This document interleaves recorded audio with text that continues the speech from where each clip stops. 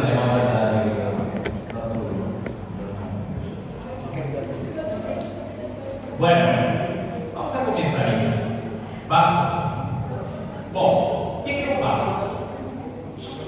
Silêncio. Muito bem. O que é o vaso? O vaso é um órgão que encontramos na região abdominal também, especificamente aqui do ladinho do estômago.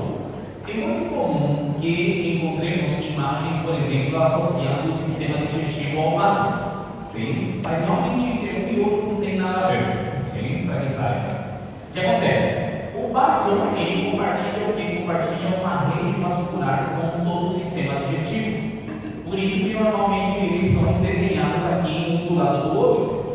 Mas lembrem que o vaso não é nenhum órgão que se encontra anexo, nenhum órgão que se conecte realmente, funcionalmente, ao sistema digestivo, ok? As glândulas anexas do sistema digestivo, vocês sabem que são quem?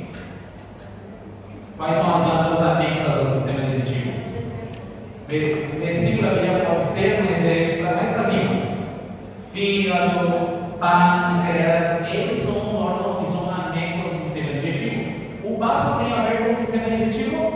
Não, ele simplesmente se encontra relacionado com a parte vascular, mas realmente funcionalmente não tem nada a ver um com o outro. Todos entenderam isso aí? Perfeito. Qual que é a função desse vaso? Alguém sabe? É um órgão linfóide secundário, muito bem, forma parte do que é o sistema imunológico, mas tem uma função muito importante que tem a ver com os eritrócitos. Alguém sabe? Perfeito. O que acontece? Dentro do vaso vamos encontrar muitos capilares. Esses capilares todos são capilares fenestrados. Quem sabe aqui é um capilar fenestrado? É um capilar que se encontra cheio de buraquinhos, hein?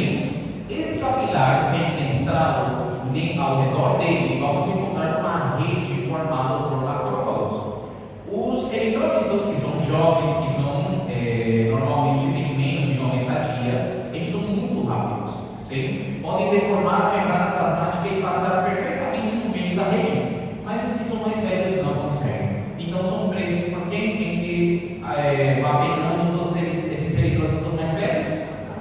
Os macrófagos, que vão eliminar os eritrócitos mais velhos. Todos entenderam? Quanto tempo mais ou menos vive um eritrócito?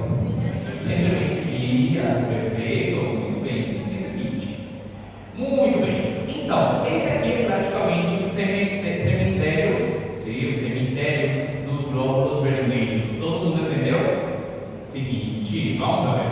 Normalmente, nosso vaso tem, como estão vendo aqui, uma cor mais escura, roxo, já puxando para um marrom, como vocês estão vendo aqui, e se caracteriza por ser um órgão muito vascularizado. Sim? Se fazemos um corte no parênquima, na estrutura do órgão, vocês vão ver que rapidamente começa a produzir muita hemorragia. Sim? Então, é um órgão muito vascularizado. Olha a cor que tem mais ou menos, é um roxo meio escuro. Sim? Esse aqui é a cor do vaso. Sim? Quais são as dimensões do vaso? O vaso tem, primeiramente, algumas dimensões muito importantes que devem saber. Por quê? Porque várias patologias que afetam o corpo humano podem afetar também o vaso e produzir um aumento do tamanho do vaso. O vaso e o fígado são órgãos que podem ser afetados constantemente por patologias, por exemplo, malária. Já estavam na malária? Pode afetar, por exemplo, o vaso e produzir um aumento do tamanho. Alguns tumores, linfomas, entre outros, podem produzir também um aumento no tamanho do vaso. Sim? Então é importante saber que tamanho tem o vaso. Qual que é o tamanho dele? Primeiro, em longitude tem mais ou menos entre 11 a 13 centímetros. Quanto tem em longitude? 11 a 13 centímetros. Sim? Em ancho, chega mais ou menos a ter entre 6 a 8 centímetros. De ancho, quanto tem? 6 a 8 centímetros. Sim? E na espessura tem aproximadamente entre 3 a 4 centímetros. De tudo isso, o que mais vocês devem saber é isso aqui, a longitude do vaso. Quanto é a longitude do vaso em centímetros? 11 a 13 centímetros. Perfeito? De 11 a 13 centímetros tem aproximadamente de longitude. Alguns vasos, por exemplo, tumores, linfomas, entre outros, podem chegar a ter praticamente 30 centímetros, 40, 50 centímetros, muitas vezes pode ser tão grande que pode chegar até perto da pelvis, sim? Então, por isso é importante saber, bom, nessa situação nem é tão importante saber o tamanho, né? Óbvio que está grande, né? Mas, por isso é importante saber as dimensões do vaso. Então, quanto tem de longitude o vaso? 11 a 13. De ancho? 6 a 8. De espessura? 3 a 4. Muito bem. Em peso? Quanto normalmente pesa um vaso? Mais ou menos 200 gramas. Quanto pesa?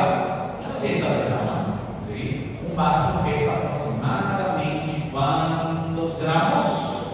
200 gramas. Perfeito. Todos entenderam? Outra coisa importante, uma característica do baço e do fígado também.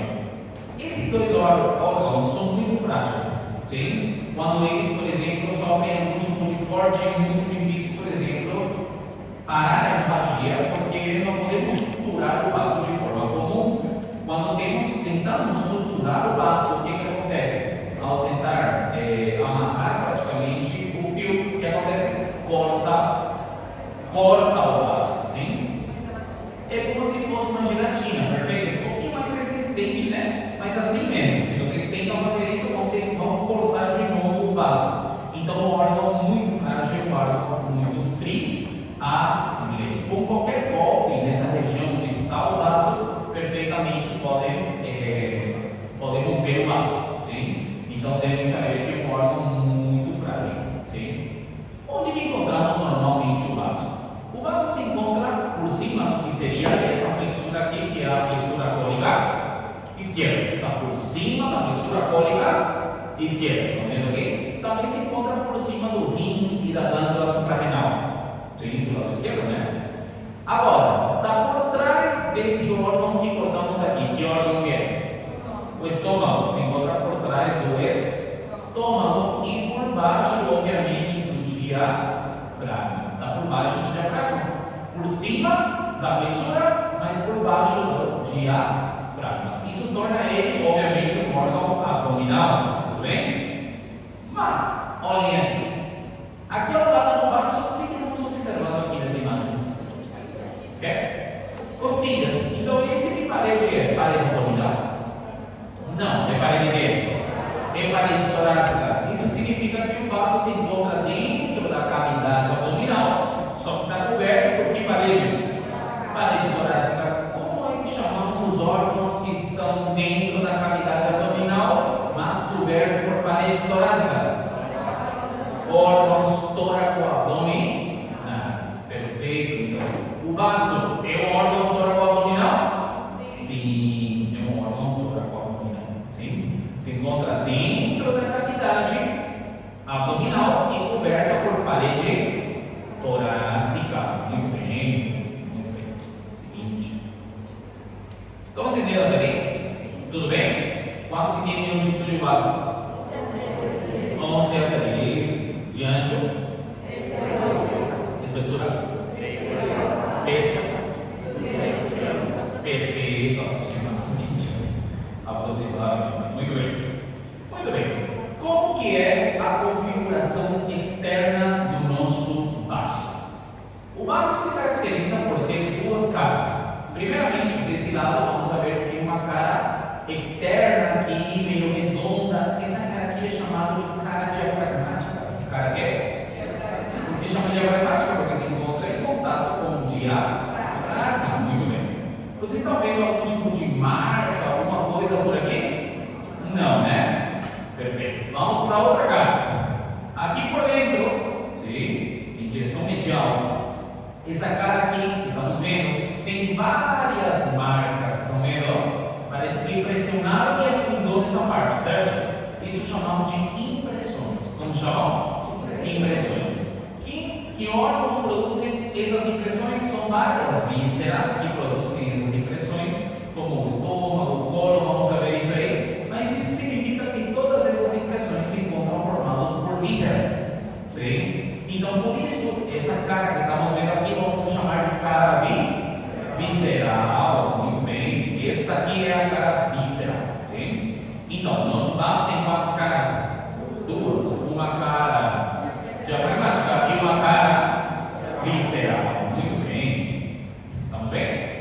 Seguinte, então. Bom, esse vaso daqui, ele tem uma costela que vai seguindo o trajeto dela. Vamos ver, vou aproximar um pouquinho mais aqui. Olha, coluna vertebral, aqui estamos vendo as costelas, certo? Essa é a costela número 12, perfeito. Costela número? Perfeito. São chamados de costelas? Flutuantes. São falsas ou não? São, muito bem. Característica da cabeça de cada um.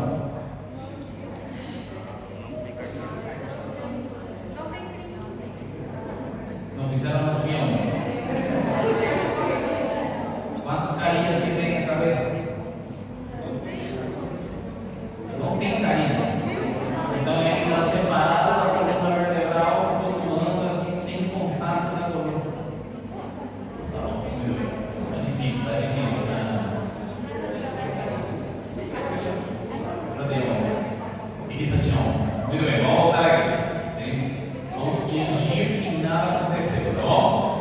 Muito bem. Costilha número 12, costilha número?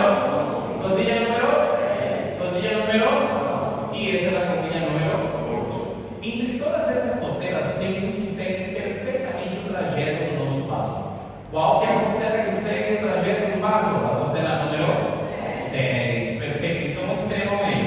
A costela satélite. O que significa a costela satélite? A costela que vai seguindo o vaso, o trajeto do vaso. É a costela número 10. Da costilha número? Não parece. Não esquece. Então, que costela? 10. Realmente as costelas que seguem o trajeto deles são 3. Sim? 9, 10 e 11. Só que o 10 é aqui mais certo, tá bom? Então, por isso falamos que a costela número 10 é a costela satélite. Todos entenderam? Outra coisinha. Qual que é a direção desse órgão aqui? Vamos saber como está posicionado. Primeiro, nessa imagem, como que está posicionado esse corpo aí? De lado, certo? Está dessa forma aqui, assim, ok? Abrimos aqui do lado, tiramos as costelas e estamos vendo aí o vaso. Estão vendo que esse vaso se encontra de forma oblíqua. Qual que seria a direção? De cima para baixo, de trás para frente, ok? E vamos saber um pouquinho por trás como que se encontra.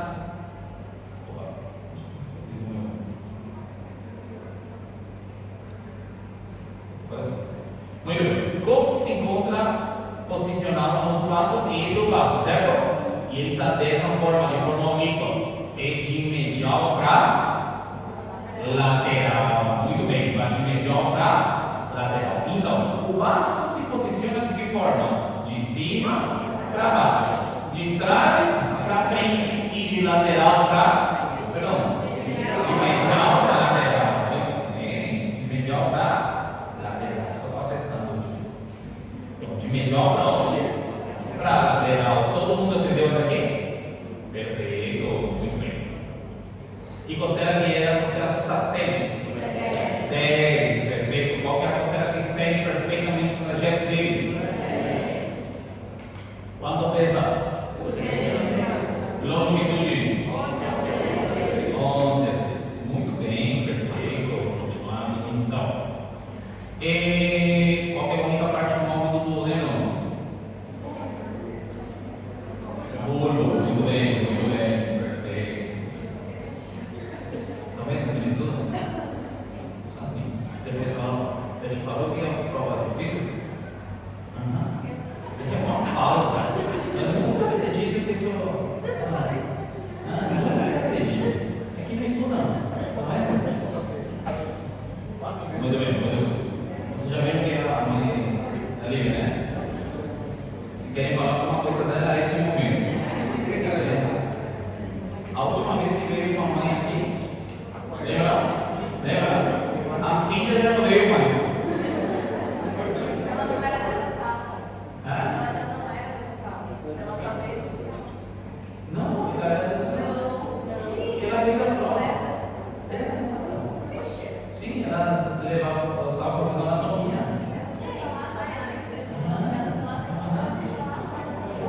Sim, só que ela fazia anatomia para aula.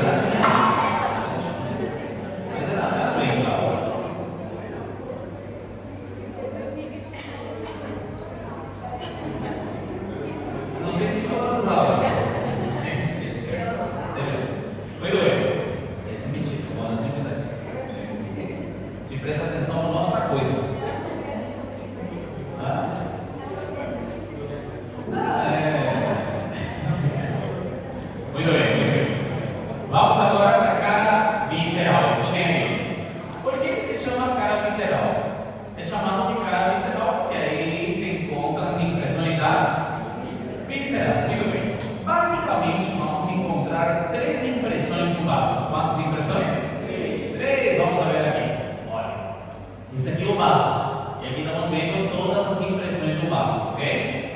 Como se chamam as impressões do vaso? Primeiramente, na parte anterior vamos encontrar a impressão do estômago, então vamos chamar de impressão gástrica. Muito bem, vamos estudar um pouquinho mais. Então, na frente encontramos a impressão o quê? Gástrica. Por trás temos a impressão do rim. Como que é rim? Rinhão, verdade? Perfeito. Então se chama impressão o quê? Renal. Perfeito. A impressão renal. Sim. E por baixo encontramos a impressão do cólon. Então chamamos de impressão cólica. Muito bem. Então o vaso tem quantas impressões? Três. Impressão gástrica, impressão renal, impressão cólica. Vamos começar falando da impressão gástrica. Anotem aí. Impressão gástrica. A impressão gástrica é chamada assim porque quem que origina essa impressão? Quem impressiona o vaso para que apareça essa parte? O estômago, especificamente a cara posterior do estômago. Sim? A impressão gástrica é produzida pela cara posterior de quem? Do estômago. É produzido pela cara posterior do estômago. Vou mostrar aqui uma coisa muito importante. Olhem aqui. Essa parte é a marca que deixa o estômago. E isso aqui é chamado de impressão gástrica, ok? Isso é chamado de impressão gástrica. Vocês estão vendo que aqui nessa impressão gástrica, na parte de trás, tem como um pequeno buraquinho do vaso. Tem um orifício de entrada do vaso. Como que chamamos quando é um orifício de entrada? Chamamos de íleo. Então, escutem aqui. O íleo do vaso fica em uma impressão. Em que impressão que fica? Na impressão gástrica. Não é isso. O íleo do vaso. O íleo do vaso. Eu estou rindo da sua mãe porque ela está olhando se você está escrevendo. Então, na impressão gástrica, na parte de trás, fica o orifício de entrada ao vaso. Como se chama esse orifício de entrada? Íleo. O íleo fica, então, em que impressão?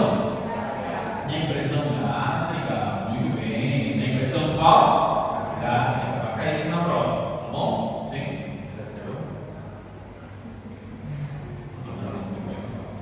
Seguinte, a Lívia nunca prestou atenção tanto tempo como agora, né? Mentira. Por trás temos outra impressão daqui. Olhem esse. Essa impressão qual que é? Essa é a impressão renal. Impressão o quê?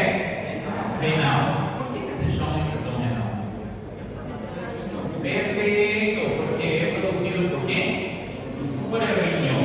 Só que não é unicamente riñón, também encontramos parte do que seria riñón esquerdo e o chapeuzinho dele. Como chamamos o chapeuzinho?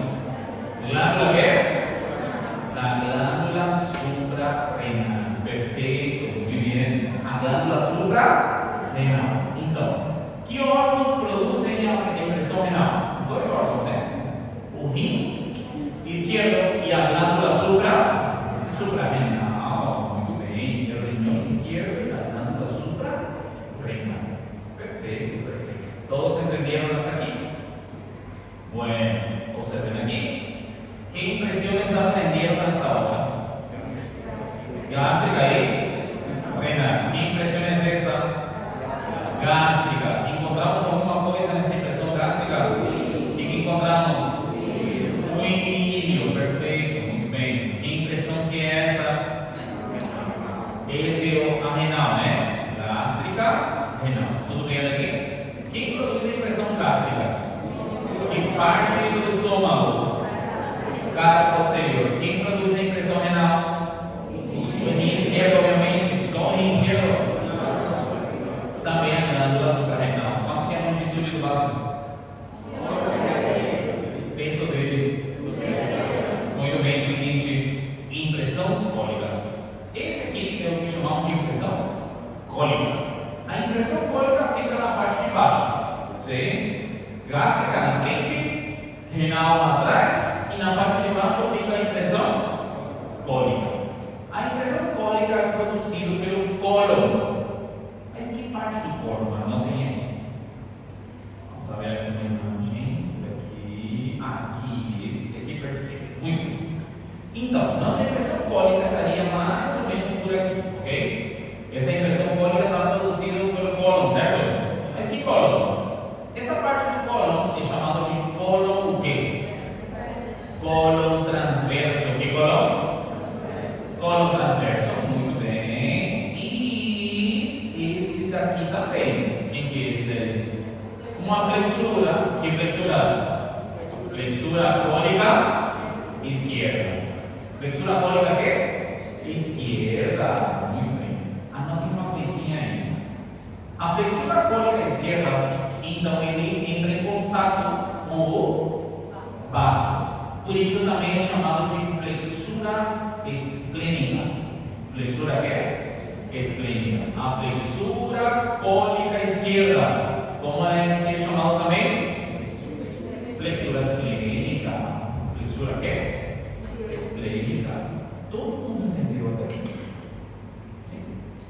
Muito bem, repito de volta. Que órgão é o responsável da pressão cólica? Obviamente o cólon, né? Mas o que é o cólon? O cólon transverso e a flexura. Flexura cólica qual? Esquerda. Muito bem. Tinha outro nome a flexura cólica esquerda? Flexura esplênica. Todo mundo entendeu até aqui? Perfeito. Vamos para outra coisa importante. Já vimos então tudo da cara visceral. Esse órgão aqui tem duas bordas também. Vou mostrar aqui. Esse aqui é chamado de borda superior. Borda superior. Okay? E esse daqui é chamado de borda inferior. Borda inferior. Ok? Então, nuestro vaso tiene ¿cuántos bordes? Dos. Borde superior y borde inferior. El borde superior es un borde más redondo, ¿está viendo? Y el borde inferior es un borde más recto. ¿Sí? Borde superior, redondo. Borde inferior, recto. Agora, o que realmente diferencia muito bem uma borda da outra é o seguinte, olhem aqui, vou apagar. Observem que a borda superior tem como umas escotaduras. Tem umas quê? Escotaduras. Sim. Pode ter de 2 a 3 escotaduras. Quantas escotaduras pode ter a borda superior? 2 a 3. É uma coisa que normalmente não tem a borda inferior. Poderia ter sim, mas normalmente o superior é o mais comum, sim? Que tenha entre 2 a 3 escotaduras. Não. É que o vaso, ele quando é, digamos, embriológico, é muito pequeno. Os outros órgãos já se desenvolvem tudo e depois ele começa a se desenvolver. O espaço dele é muito reduzido e ele começa a se dobrar e forma essas pregas, sim? Que chamamos de escotadura, sim? Bueno, todos entenderam até aqui? Perfeito. Vamos ver outra imagem aqui. Olhem isso. Esse aqui é o borde superior. Olhem, o que tem aqui esse borde superior? O que é isso aqui? Escotaduras. Quantas escotaduras que pode ter o borde superior? 2 a 3. Muito bem. Quanto que é a longitude? 11 a 3. Muito bem. Então, até. Peso.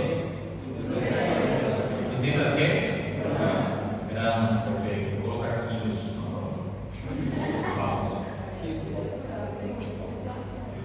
Seguinte. Bueno, nosso vaso aqui tem também umas extremidades. Tem umas quê?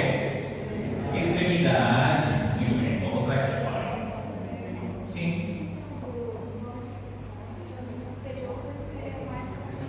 Ela nunca fez uma pergunta. Hoje, professor.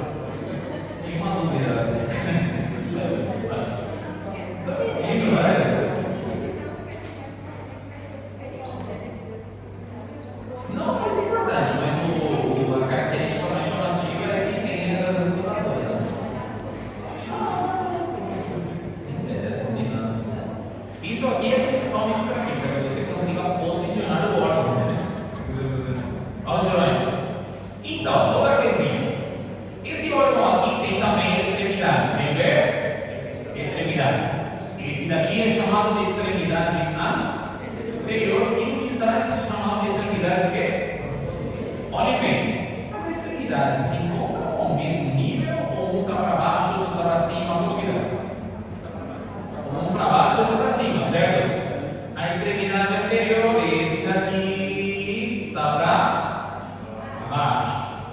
E a extremidade posterior se encontra para cima, tá vendo? Extremidade anterior para baixo. Extremidade posterior para cima, sim? As extremidades também podem ser chamadas de polos. Como podem ser chamados? Polos. A extremidade anterior é chamada de polo inferior. E a extremidade posterior é chamada de polo, adivinha?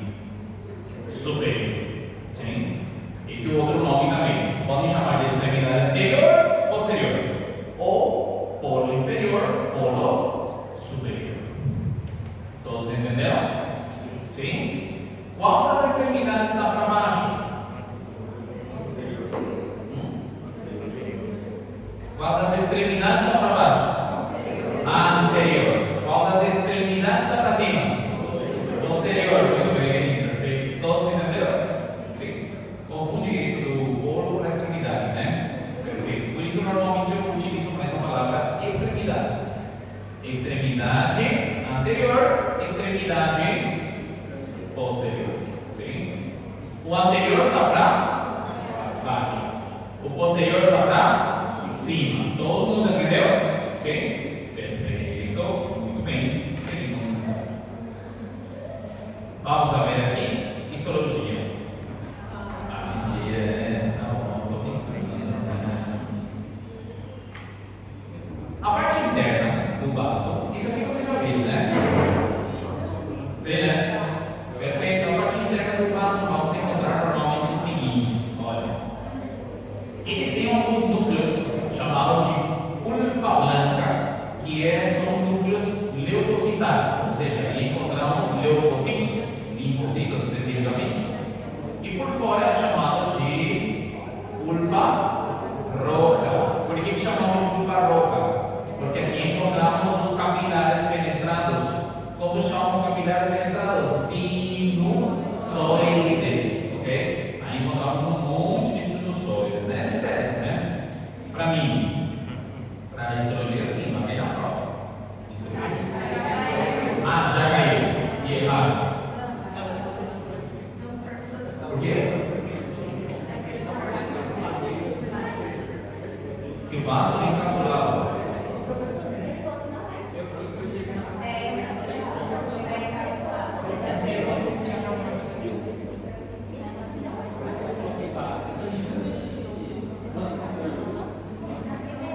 E agora você tem que continuar, porque justamente o que eu vou falar agora estudem. O vaso é um órgão que tem uma cápsula.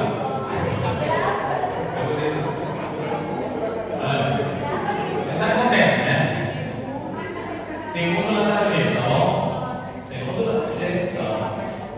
Então, olha aí, o vaso é um órgão que tem uma cápsula externa.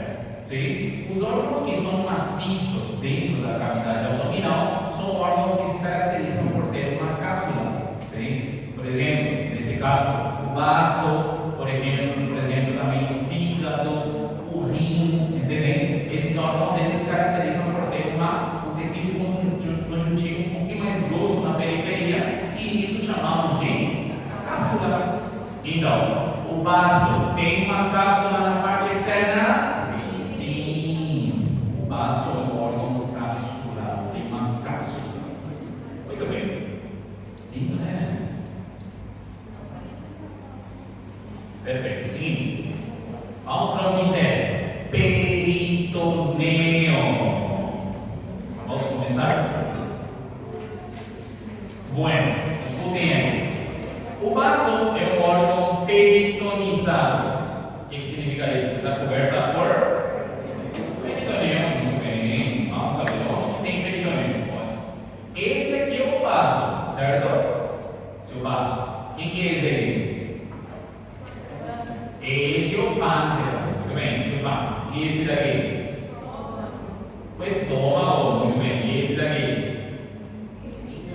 Esse é o rim, muito bem. Rinhão, perfeito. Rinhão, o rim, sim. Muito bem. Então, o baço é o órgão que se encontra peritonizado. Então, vendo que tem tipo uma capa branca aqui, bota aproximar um pouquinho mais, estão vendo que tem aqui uma capa branca, certo? Essa capa branca está representando o peritônio, ok? O peritônio vai cobrindo aqui a superfície do baço, tudo certo? Vai cobrindo aqui, tudo aqui ao redor, sim? Mas quando chega nessa parte, vamos encontrar peritônio aqui. Nesse lugar não vamos encontrar, ou seja, toda a superfície do peritônio do baço realmente se encontra peritonizada, sim ou não? Toda a superfície não. Se encontra peritonizada aproximadamente um 80%. 80% do baço se encontra peritonizado. Quanto por cento do baço se encontra peritonizado? 80%. Okay? Só não tem peritoneu essa parte daqui. Estão vendo? Essa parte que não tem peritoneu é o quê? É o íleo. É o quê? É o íleo. Anotem então isso. O baço não se encontra peritonizado a nível do íleo. Quanto por cento do baço se encontra peritonizado? 80%. E quanto não está peritonizado? Perfeito, 20, né?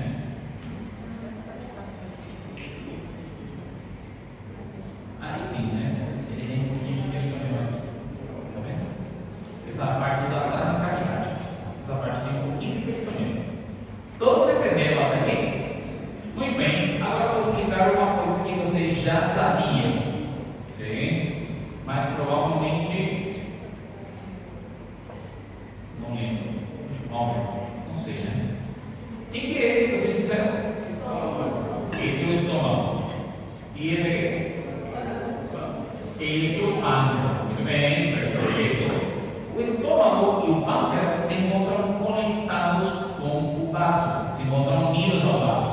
Por meio de quê? Por meio do peritoneu. O peritoneu forma uns ligamentos que conectam esses dois órgãos. Aqui na frente temos um ligamento, não é verdade? Como que se chama esse ligamento que une o estômago com o baço? Ah, perfeito. Ligamento gastroesplênico. Esse é o ligamento qual? Gastroesplênico. Tudo bem? Esse tínhamos visto com o estômago, lembra? Agora, esse aqui é o outro ligamento que tínhamos visto com o peritoneu também, que une pâncreas com baço. É chamado de ligamento pancreado esplênico. Muito bem, ligamento pancreado que é esplênico. Então, repite de volta. O baço se encontra conectado com o estômago e o pâncreas, certo?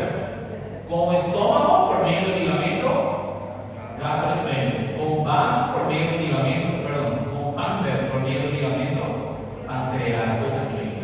Sim? Vamos agora para o que vai vir na prova. Conteúdo. O que tem em cada um desses ligamentos? Um deles você já sabe. O ligamento gastroesplênico tinha o quê? Tínhamos visto com o estômago.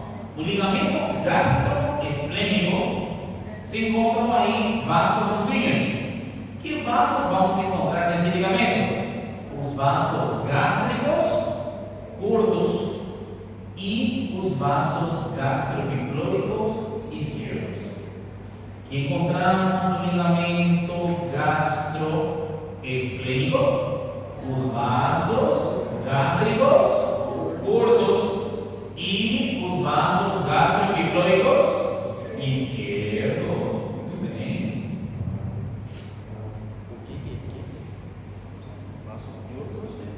Vasos gástricos curtos, muito bem. E vasos gastropiclóricos esquerdo. Muito bem. Aqui está escrito. Vasos gastropiclóricos estão misturando tudo. gastrobiflóicos curtos. Gastrobiflóicos quê? Esquerdos, muito bem. E os vasos gástricos curtos.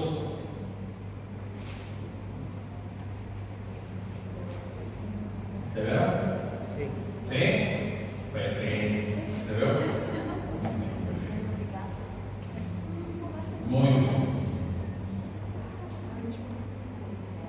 Podemos continuar?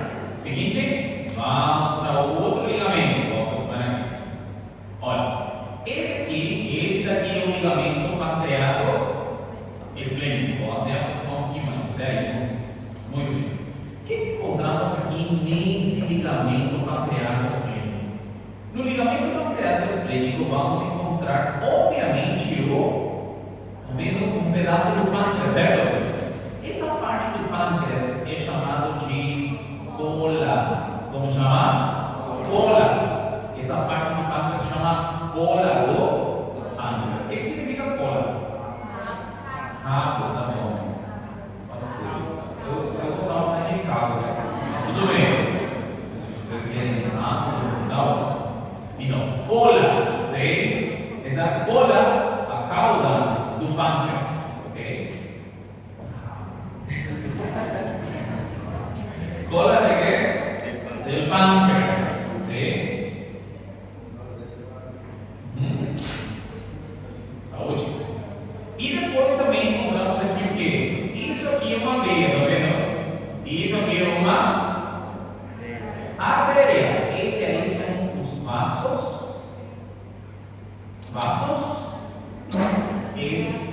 esplênicos. Esses são os vasos esplênicos. Então, no ligamento pancreato esplênico encontramos o quê? A cola do pâncreas e encontramos também os vasos pancreatos esplênicos. Estou pensando em outra coisa. Muito bem. Todo mundo entendeu aqui? Ligamento pancreato esplênico. Encontramos vena esplênica, artéria esplênica e a cola de pâncreas. Posso apagar? Sim? Foi, nunca mais faço. Bueno. Tudo bem aqui? Esse aqui é o ligamento qual? Que ligamento é esse?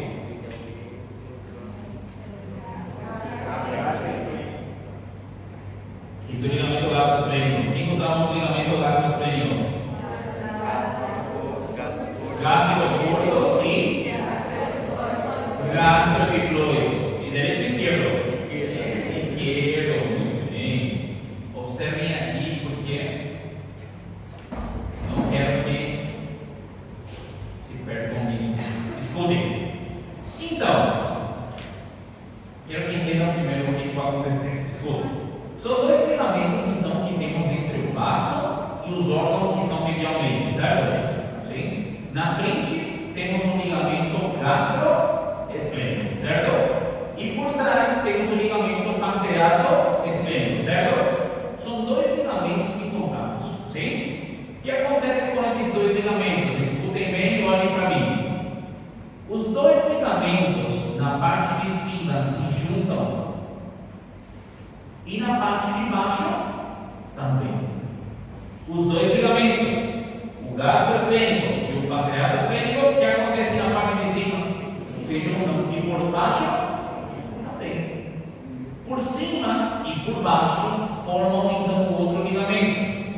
Escute, por cima os dois ligamentos se juntam e terminam no diafragma. Termina onde? No diafragma. Então a gente vai ver o ligamento que está conectando o baço com o diafragma. Como vamos chamar esse ligamento?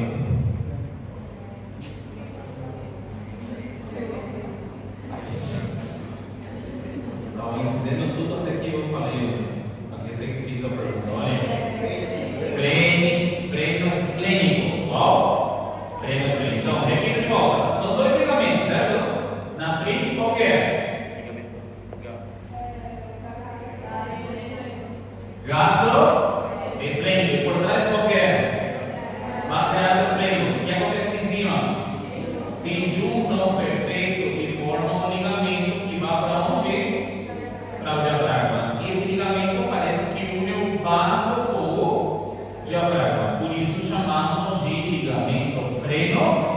esplénico.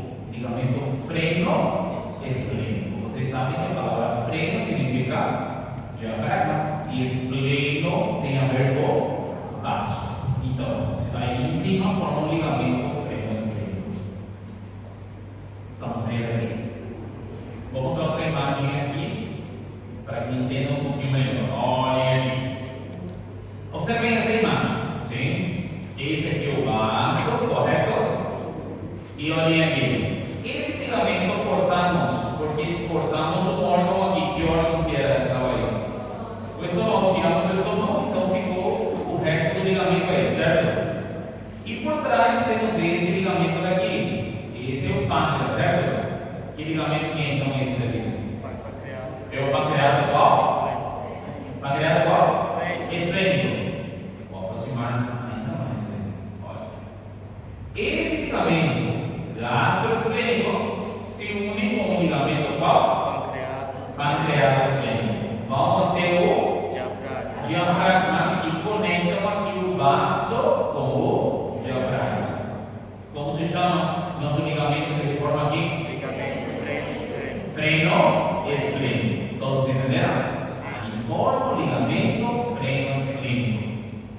Estamos vendo? Isso acontece na parte de cima. Por baixo, eu falei para vocês que se unem também? Perfeito. O que acontece por baixo? Por baixo, os ligamentos se juntam também, unindo quem com quem? Unindo o colo com o baço. Vou tirar aqui porque tirarei um pouquinho para que possam ver que tem umas membranas aqui, tá vendo? Que estão unindo o quê? O colo com o baço. Esse ligamento, como vamos chamar? Em volta. Espleno-cólico. Muito bem. Esse ligamento aqui é chamado de ligamento espleno-cólico. Então, embaixo também se unem, formando um ligamento chamado de ligamento espleno-cólico. Ligamento espleno-cólico. Ligamento espleno o quê? Espleno-cólico. Vamos para o desenho que temos aqui. Então, repetimos de volta. O que acontece com os nossos dois ligamentos na frente e atrás? O que acontece na parte de cima? Se junta, formando um ligamento que se chama freno esplênico.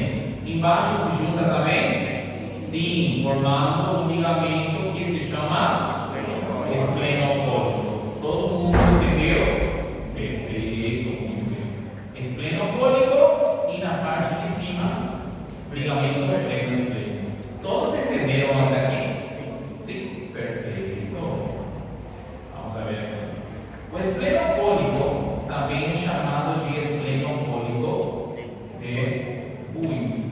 Vai. Muito bem. Para os que não querem se combinar Buin.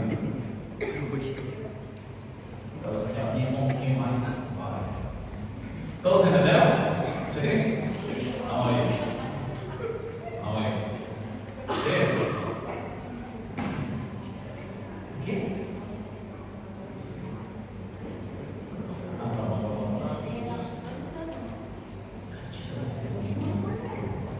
O que é esse ligamento aqui?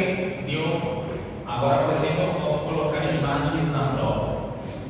Se eu coloco uma imagem e marco aí, o que vocês vão escrever? Ligamento que é? Espleno-cólico.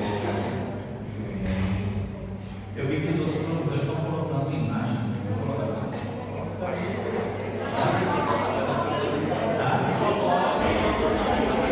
Não, eu vou colocar.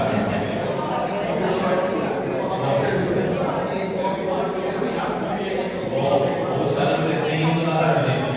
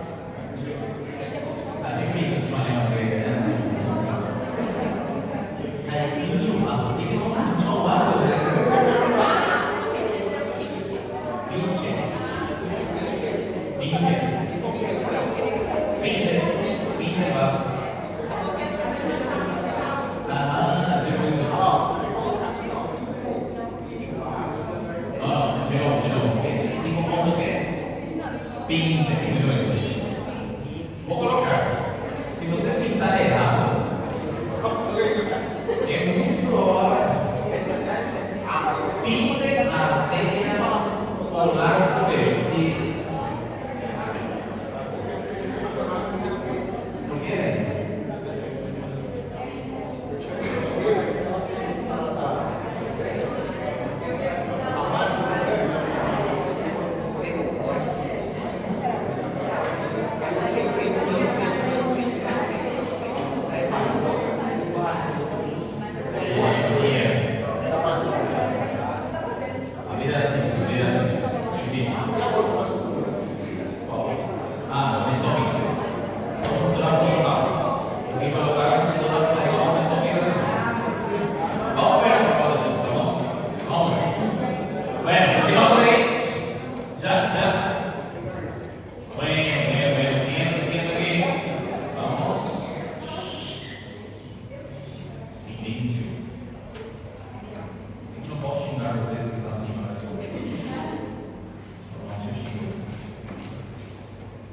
Muy bien, escuchen aquí. Relaciones de la cara visceral, ustedes ya saben. Todos vocês já sabem as relações da cara visceral. Por quê? Porque vocês sabem das impressões, né? Por exemplo, se eu pergunto para vocês, com quem se relaciona a impressão gástrica? Que parte do estômago? Cara posterior, né? Impressão renal, esquerdo e glândula suprarrenal. Muito bem. Impressão cólica, com quem se relaciona? Colo transverso, flexura cólica, esquerda, correto? E o ilho? Está na impressão gástrica, muito bem. Mas com que órgão se relaciona? Pâncreas. Que parte do pâncreas? A cola, muito bem. Isso que queria mostrar para vocês agora. Olhem isso. Vamos a ver.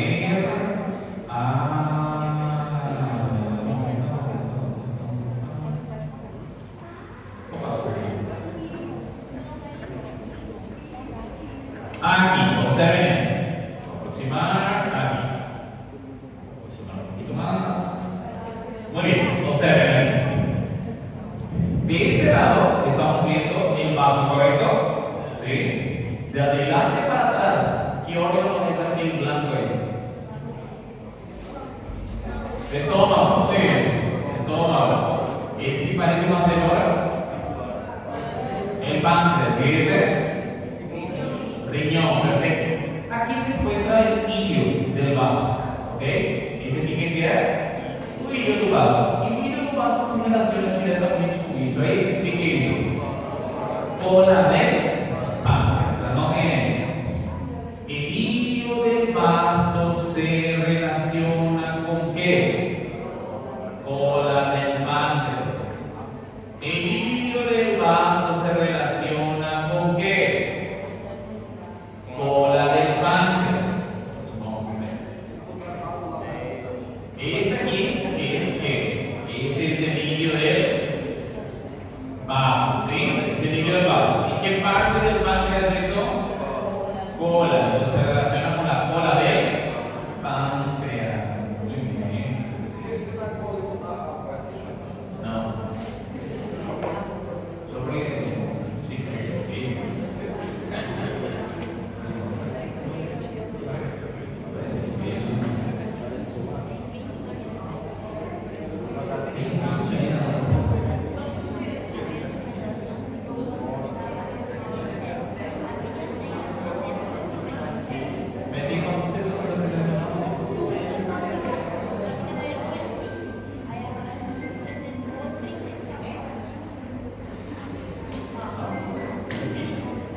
Bueno, observen aquí. Silencio. Escutem. Escutem. E não notem. Vai cair. Ela pressiona a Bíblia. Escutem. Escutem. Lembra das extremidades? Quantas extremidades temos? Uma extremidade. E uma extremidade. Perfeito. Escutem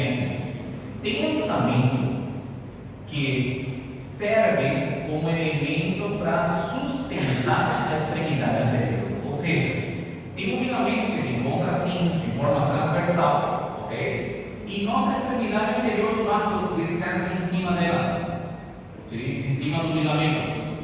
Esse ligamento que serve para sustentar a extremidade anterior do baço é chamado de ligamento frenocônico esquerdo. Esse aqui.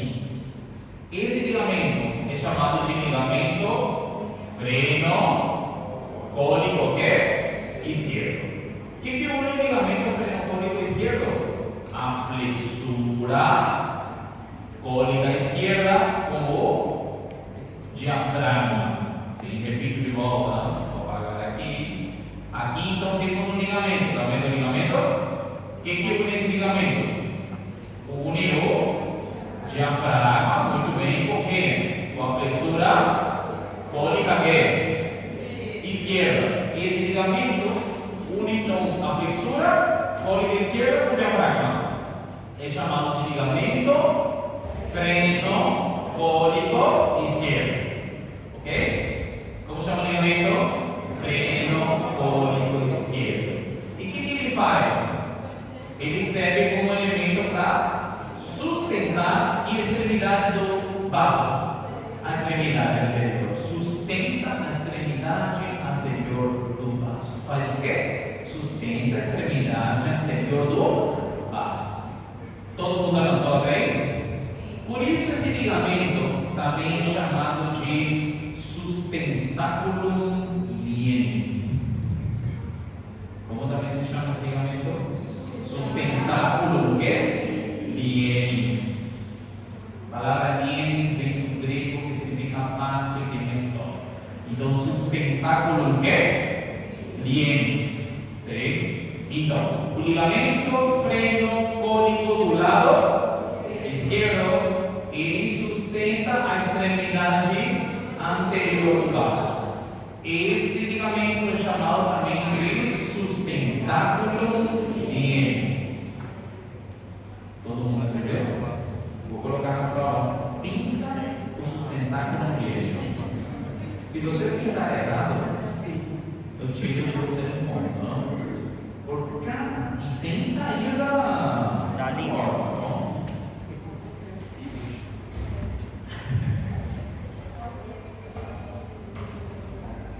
Os desenhos? Eu ignorei tudo os desenhos. Muito desenho. Muito bem. A vez, vamos ver agora qual é a artéria mais importante do nosso baço. Muito bem. Bom, nosso baço tem uma artéria muito importante. Qual que é essa artéria? Todo mundo já sabe, imagina, né? Qual? A artéria esplênica, né? Esse aqui, como se chamava essa parte aqui? Tronco celíaco. O tronco celíaco tem quantas ramas terminais?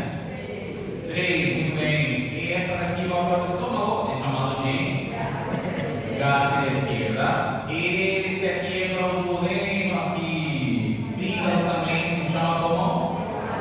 Hepática comum. E esse daqui é o que nos interessa hoje, que é a artéria esplênica. É a artéria qual? Esplênica. A artéria esplênica nasce como rama terminal do tronco celíaco. Aqui nível mais ou menos a nível da vértebra lombar número 1. A nível de quê?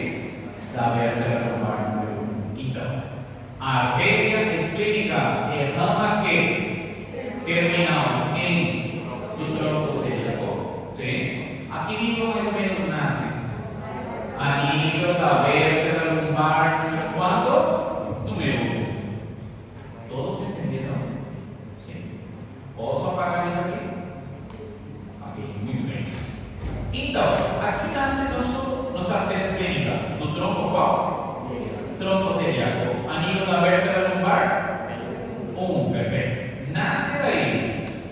Ele tem um trajeto, ou ela tem um trajeto aqui por cima do pâncreas.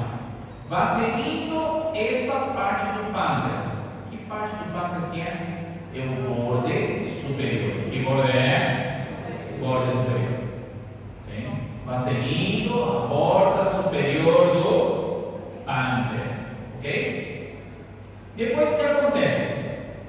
Essa artéria se coloca na frente dessa parte do pâncreas, a parte favorita de vocês. Como chama essa parte?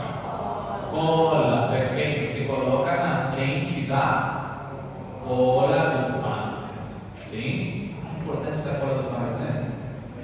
Muito bem. Se relaciona então na frente com quem? Com a cola do pâncreas. Muito bem. O que acontece aí na frente da cola do pâncreas? Se divide em duas ramas terminais. É chamado de rama superior e rama inferior. Entenderam o trajeto da artéria esplênica? Repito de volta. A artéria esplênica nasce a nível da vértebra lumbar número quanto? 1. É rama terminal do tronco. Vai seguindo depois disso o borde que? Superior do pâncreas. De forma reta. Ele vai normalmente de forma, a gente fala de forma serpenteante, como se fosse uma serpente, entendeu? Okay? Vai indo de forma ondulada, formando ondas, ok? Chega até onde? Até na frente de quê? Na cola do pâncreas, assim, o que acontece aí? Se divide em duas ramas terminais, muito bem. Já sabem a origem, sabem terminação, agora devem ver as ramas colaterais. Quais são as ramas colaterais da artéria esplênica? Preparados? Sim. As duas terminais são a Superior e inferior. Ok? Muito bem. Quais são as ramas colaterais? Preparados? Primeiro, aqui tem umas ramas curtas que vão direto para o pâncreas. Como se chamam? Ramas curtas, perfeito. Se chamam pancreáticas curtas. Como chamam? Pancreáticas que? Curtas. Muito bem. Tem umas artérias pequenininhas que são chamadas de pancreáticas que? Curtas. Estamos vendo aqui? Seguinte. Aqui tem outra artéria que também vai para o pâncreas. Essa artéria é chamada de pancreática dorsal. Como chamar? Pancreática que? Dorsal. Como chama essa artéria? Pancreática que? Dorsal. Está combinado? Pancreáticas curtas, pancreática qual? Dorsal. Seguinte. Aqui tem uma artéria que vai por trás do estômago. Vocês já conhecem essa artéria. Que artéria é? Gástrica qual? Posterior. Muito bem. Essa é a gástrica posterior. Essa, o nome feio, asseguro, se chama gástrica posterior. Mas o nome feio é esôfago cardiotubero-cintária posterior. Sim, mas se sabem, gástrica posterior está maravilhoso, ok? Não. Eu não assisto muito dele, tá vendo, né? Igual a um melhor difícil, tá vendo?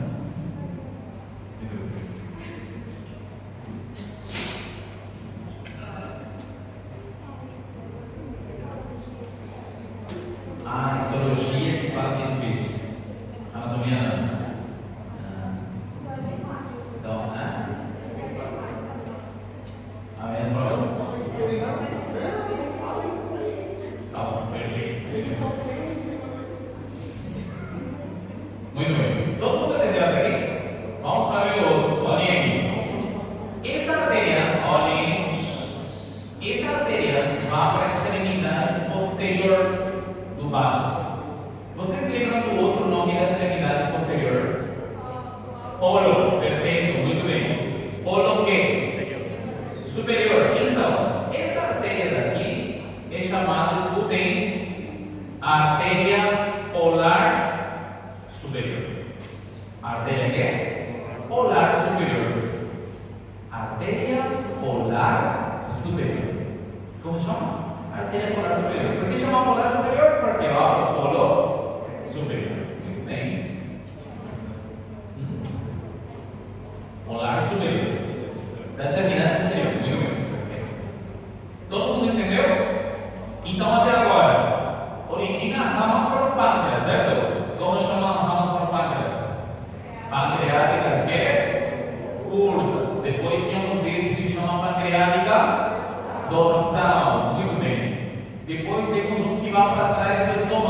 chama? Gástrica posterior. E temos um que vai direto para a extremidade posterior, como chama? Polar superior. Todo mundo entendeu? Sim? Perfeito, muito bem. Leandro, pinte a gástricas curtas. Vou pintar e você pode me dizer se está certo. Está certo ou não?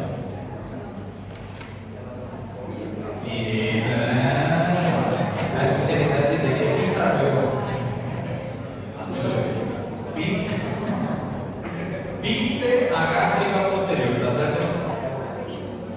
Tá certo. Isso. Pinta a polar superior, tá certo?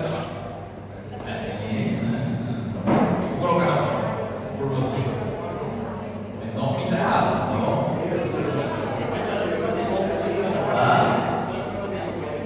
Não, de todos, mas é para pintar.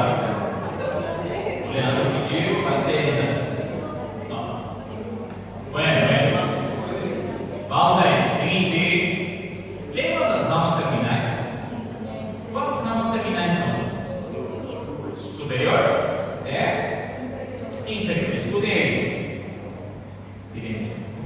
A rama terminal superior entra dentro do vaso e irriga o vaso. Fim.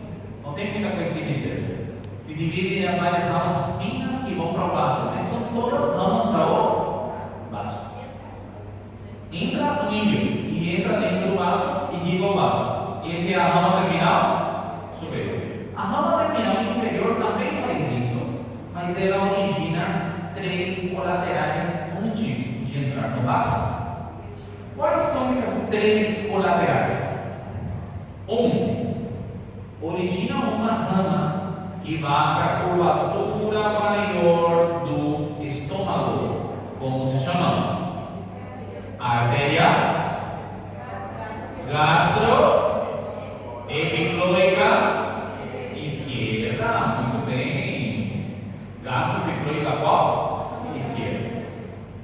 Segundo, origina uma rama que vai para a extremidade anterior. Origina uma rama que vai para onde? Para a extremidade anterior.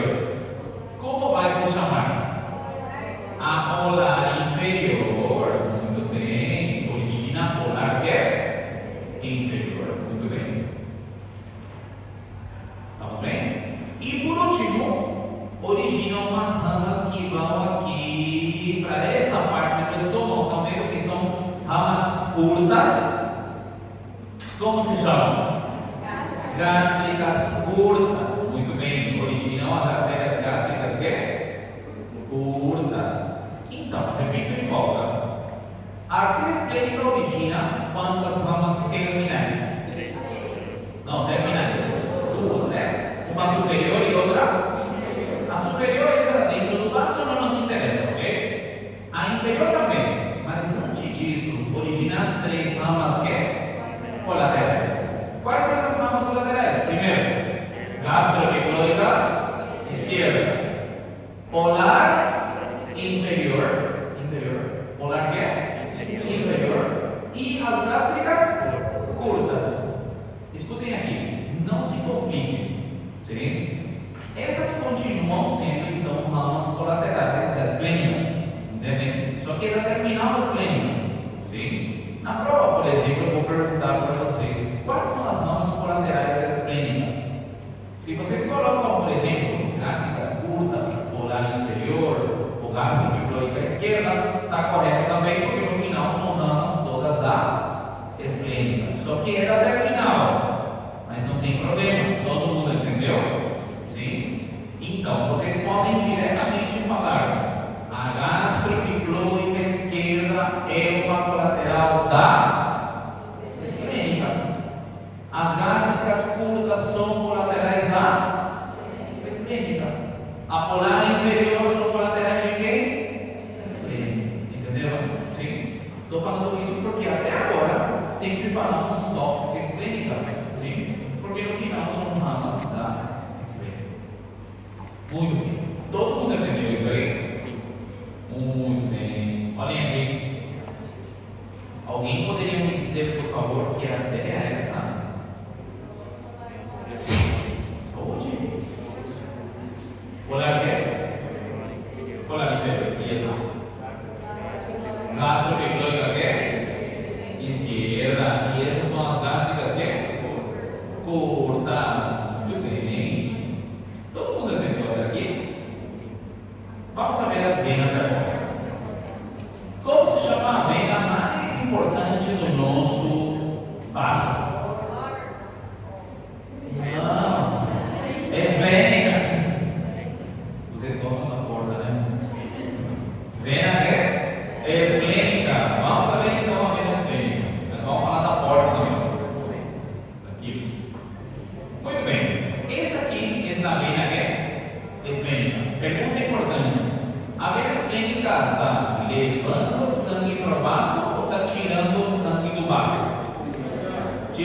sangue, perfeito, muito bem, vai tirando sangue. Então, essa vena esplênica se forma aqui, nesse ponto. Como é que formamos a vena esplênica? Olhem, aqui vamos a ter umas veias, estão vendo essas aqui? Que são chamados de troncos esplênicos. Como chama? Troncos esplênicos. Desses aí, podemos ter de 2 a 3. Quantos troncos esplênicos podemos ter? 2 a 3. Quantos estão vendo nessa imagem? 2, perfeito, muito bem. Estou preocupado com quem falou. Bom, os óculos? Quando foi a última vez que foi? 2 a 3. Parabéns, né? Se nosso celular fechou a operatória. Tudo vermelho, né? Fechou, né? Ele terminou a prova e ele se aproximou e falou: por favor.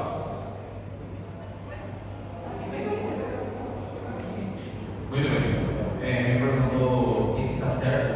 Eu quero muito fechar. Aí.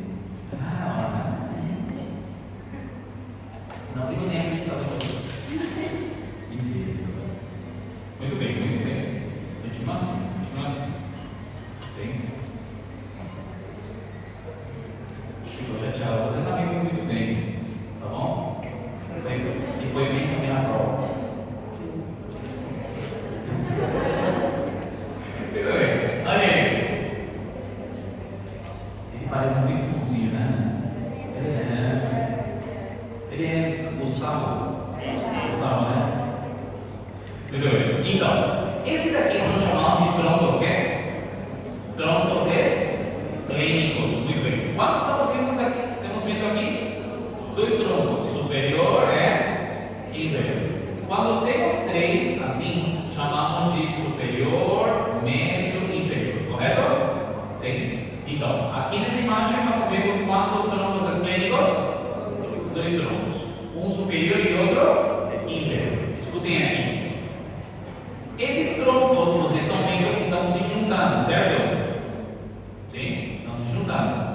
Com quem? Estão vendo essa veia que está se aproximando aqui? Essa veia daqui é a veia gastroepiploica esquerda. Muito bem. 3 veias se juntaram. O tronco superior, o tronco inferior e a gastroepiploica esquerda. Quando os troncos e a gastroepiploica esquerda se juntam, forma a famosa vena esplênica. Muito bem, aí forma a vena esplênica. Todos entenderam como se forma a vena esplênica? A vena esplênica se forma pela união dos troncos com a gastroepiploica esquerda. Estamos vendo aqui? Trajeto. A vena esplênica, primeiramente, normalmente se coloca na frente disso aqui. O que é isso? A cola del pâncreas. Na frente de quê? Da cola del pâncreas. O que acontece depois? Escutem. Depois se coloca por cima, seguindo aqui a borda superior. E por último, desaparece. Por que desapareceu? Para onde que foi?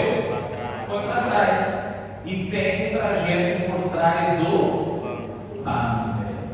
Repito de volta. Se formou aqui pela união dos troncos com a gastroepiploica esquerda. Passa na frente da bola, se coloca por cima no borde superior. Depois vai para trás, seguindo por trás do pâncreas. Todos entenderam até aqui? Sim? Posso apagar isso aqui? Posso? Muito bem. Vamos aqui, olha. Aqui, para poder ver a vena esplênica, o que fizemos com o pâncreas?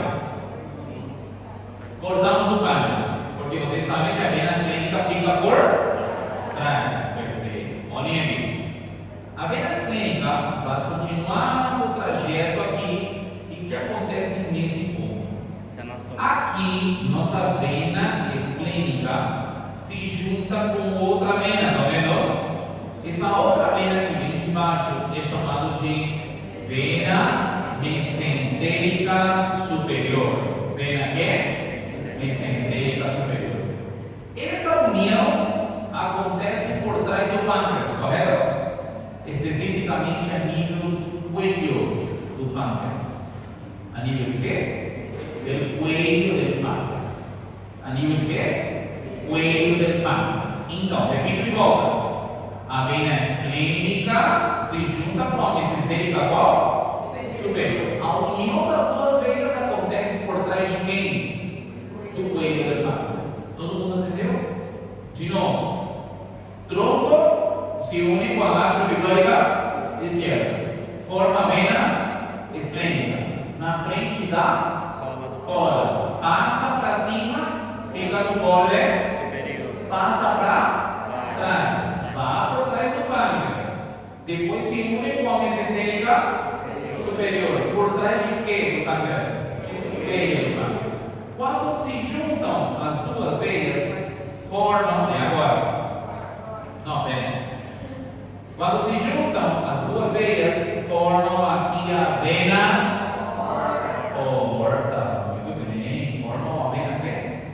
Porta.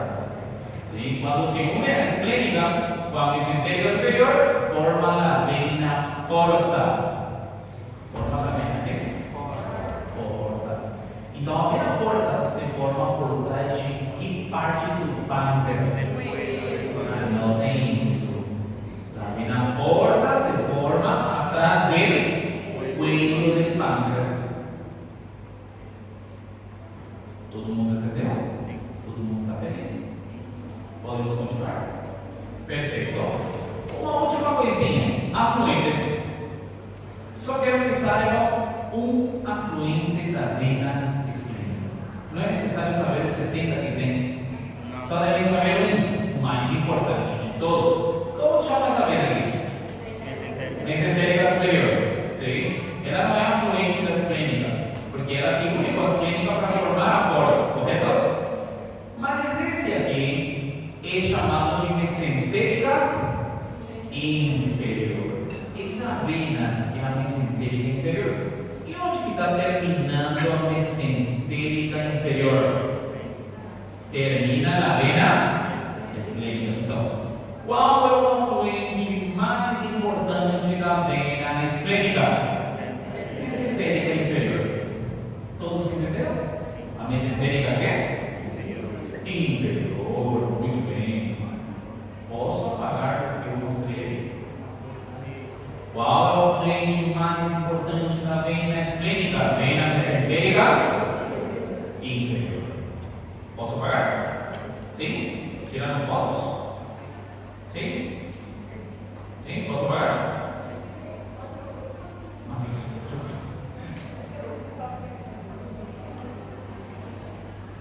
Na primeira semana você tirava fotos. Ou viu tirar fotos. Agora já é. Alguém tira e fala. Não, eu sei que tinha pessoa. Ah, não. Posso apagar? Agora você já tirou foto, tá vendo?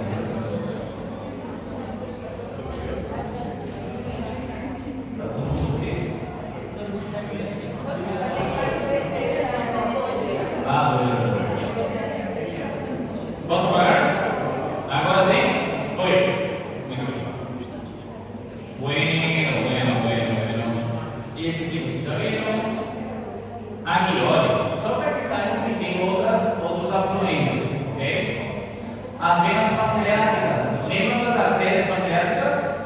Curtas, pancreática dorsal, lembra da polar superior, todas têm uma vena, sim? Todas essas venas terminam na vena esplênica, mas vocês só devem lembrar de um afluente que eu vou cobrar, que é a vena mesentérica inferior. Lembre que a mesentérica inferior termina na vena nervos. Esse é o mais difícil de todos. Olha, aqui estão vendo que tem nervos que estão indo para o vaso? Perfeito. Esses nervos são nervos que vão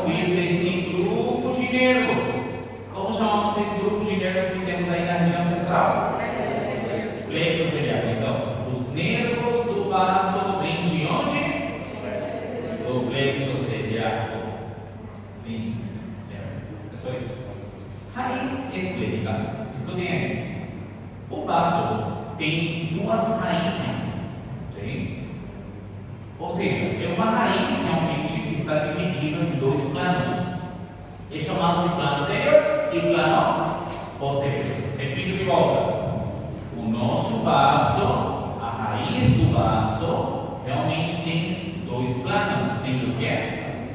Planos. Olha, tudo isso é considerado a raiz do baço.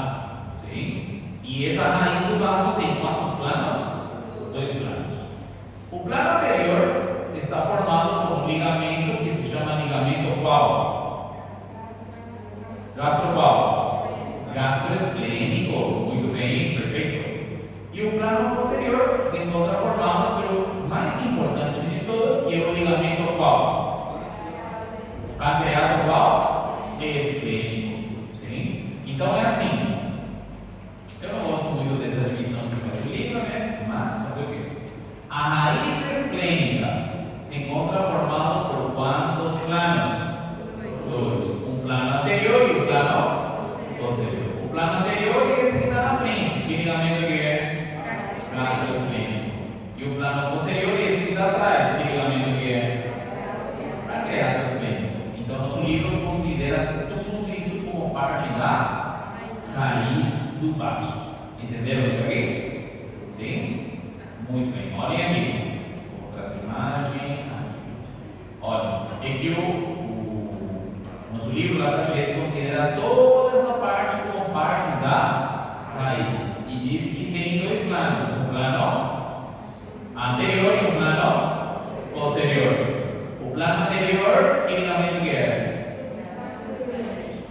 Qual? Gastroesplênico. E o plano posterior, que ligamento que é? O pancreado esplênico. Esses são os dois planos que formam parte da raiz.